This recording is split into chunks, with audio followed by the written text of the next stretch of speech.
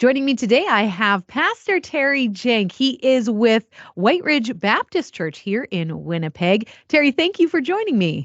Thanks, Sylvia. Good to be here. Absolutely. So, Missionfest Manitoba 2023, it's coming up. Your church sponsors the event. I would love to know, why do you find it important to sponsor an event like this? Wow, cool. Well, I guess I have lots of reasons. One is because we got a heart for missions in a former church I was pastoring in Thunder Bay. And then we were called to go to the mission field in Bolivia for 7 years, my wife and I, our family.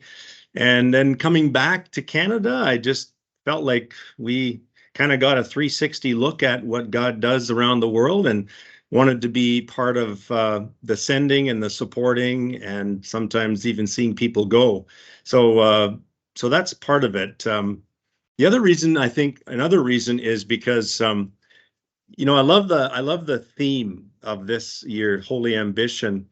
And sometimes the Christian church and especially evangelicals, we can get known for what we're against. We seem to get that labeled, and so to have a holy ambition of what we're for is really important. Which that whole theme comes out of Romans 15. Paul, he makes it his holy ambition to preach the gospel where Christ is not known, and so this is great, and especially because many mission fests across Canada have not continued.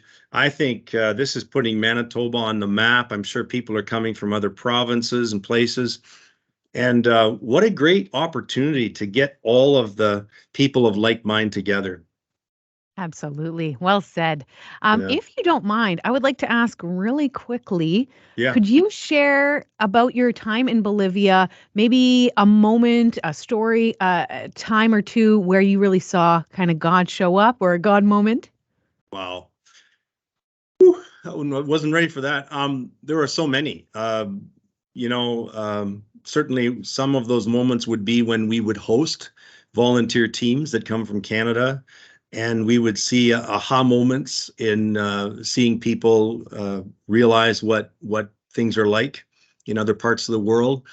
We worked among students at a seminary in Cochabamba, Bolivia, and so we saw a lot of God at work in their lives, whether it was just their spiritual formation or whether it was them seeing more of their country and understanding what ministry looks like for them, and sort of exegeting their own community and helping them to minister the gospel in their ways and so on. Because everywhere you go, you'll find that traditions get carried on, even in the local church, the indigenous church, and sometimes fresh outside look that missionaries can give or people from cross-cultural ministry can give is really fresh and exciting and good. And so but yeah, I mean, I think there were so many moments. There's one story that just really impacted me so much that that I did my uh, I did my thesis on storytelling and preaching, and it was a story about a massacre in a little village of North Potosi in Bolivia where a missionary and seven Bolivians were killed for their faith in 1949. But my experience of that story just took on more meaning when we went there and when we had a student that whose grandfather was part of that group. And just amazing how we saw the faith of these poor indigenous campesinos really rise up and kind of rebuke my faith and my weakness in that. So I think those were some of the really holy moments. Fantastic. Thank you Yeah. so much for sharing that. I appreciate it. Well, we are looking forward to Manitoba Mission Fest as well. Yeah. Hope to see you there. And Hey, can thank I you so say much one for your more time. thing? I just want to Yes. say I'm really excited about the new appointment of Tim Noble, the new executive director, taking over from Tom Castor.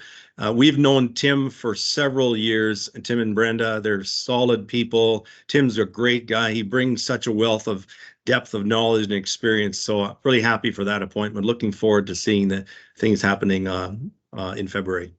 Absolutely. Well, thank you so much for your time, Pastor Yeah. Terry. Appreciate it and hope to see you there. Thanks, Sylvia.